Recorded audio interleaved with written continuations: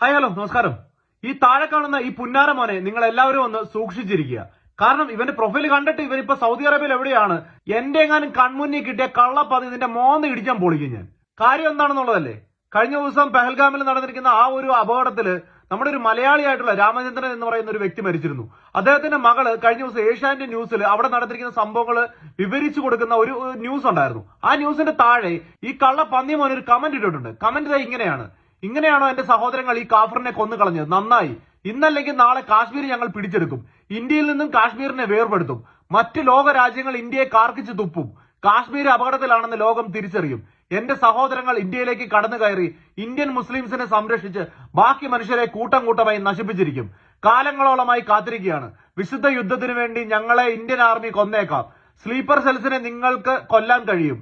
ഞങ്ങളുടെ ആശയവും ലക്ഷ്യവും ഒരിക്കലും മരവിപ്പിക്കാനും ഇല്ലാതാക്കാനും സാധിക്കില്ല. നാളെ തക്ബീർ എന്ന് ഉച്ചത്തിൽ വിളിച്ചുകൊണ്ട് ഒരു ദിവസം നിന്റെയൊക്കെ അടുത്ത് ഞങ്ങൾ എത്തിയിരിക്കും.